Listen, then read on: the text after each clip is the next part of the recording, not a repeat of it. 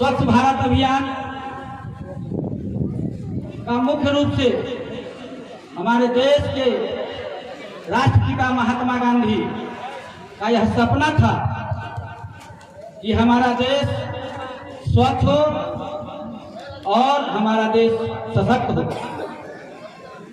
उनके सपना को साकार करने के लिए हमारे देश में आज ही नहीं पूर्व में भी कई बार अलग अलग ढंग से सरकारों के द्वारा इस अभियान को चलाया गया। 1 अप्रैल 1999 में यह अभियान का नामकरण कुल स्वच्छता अभियान के नाम से चलाया गया, जिस समय पूर्ण सफलता नहीं मिली। उसके बाद 1 अप्रैल 2012 में मनमोहन सरकार जी के समय में इसको निर्मल भारत अभियान का नामकरण कर इस कार्यक्रम को चलाया गया। आज जिस कार्यक्रम में हम उपस्थित हैं, यह 2 अक्टूबर 2014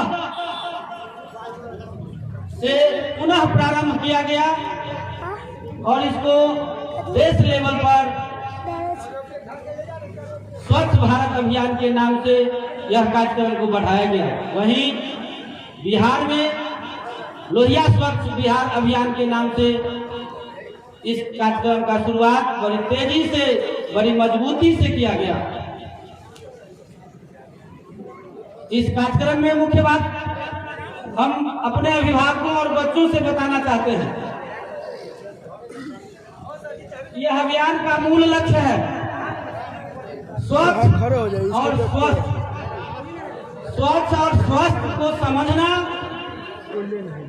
और उसमें हमारे समाज, हमारे गांव, हमारे देश में निवास करने वाले लोगों के व्यवहार में परिवर्तन और व्यवहार में परिवर्तन के साथ उसका सदुपयोग और स्वयं का प्रयोग में लाना भी इस कार्यक्रम का महत्व है कि खुद को आदमी इस स्वच्छ और स्वस्थ अभियान को चलाने के लिए देश के अरबों लोग, यानी देश के एक भी व्यक्ति नहीं बचे जो इसमें सहयोग ना करे। सहयोग उनके एक व्यक्ति के बिना यह संभव नहीं है। आज बिहार में हम सिर्फ अपने आप को अगर देखते हैं कि हम स्वच्छ हो जाएं, हम स्वस्थ हो जाएं, तो यह अभियान सफल नहीं होगा। मूल बात है कि हम और हमारा पड़ोसी, हमारा गांव और हमारा पड़ोसी गांव, हमें दोनों बात पर ध्यान रखना है कि हम स्वस्थ हो और हमारे पड़ोसी भी स्वस्थ हो। हम स्वस्थ हो और हमारे पड़ोसी जो हमारे साथ बगल में बैठे हैं वो भी स्वस्थ हो, तभी हम स्वस्थ हो पाएंगे। ये मूल बात है, बहुत जरूरी है। जिस समय अभियान चल रहा था काफी तेजी में, उस समय हमारे सरकार के पदाधिकारी, हमारे देश के कई संगठन और हमारे गांव के समाज सेवी लोग काफी मेहनत और काफी जोर शोर से इस अभियान को चलाने में अपना योगदान दिए। लेकिन हम आपको बतावें कि जिस अभियान को सफल करने में हमारे सामने और हमारे गांव में जितने भी लोग बात करते हैं, हर व्यक्ति का योगदान आवश्यक है। उदाहरण के लिए हम आपको बताते हैं, आज हमारा देश धर्मनिरपेक्ष राज्य के नाम से जाना जाता है और यहाँ सभी वर्ग, सभी जाति, धर्म, सभी समुदाय के लोग निवेश स्वतंत्रता से कर रहे हैं। महात्मा गांधी कहते थे कि स्वतंत्रता से भी ज्यादा जरूरी स्वच्छता की है और इस स्वच्छता के लिए हमारे धर्म से हमारा धर्म ही प्रभावित होता है।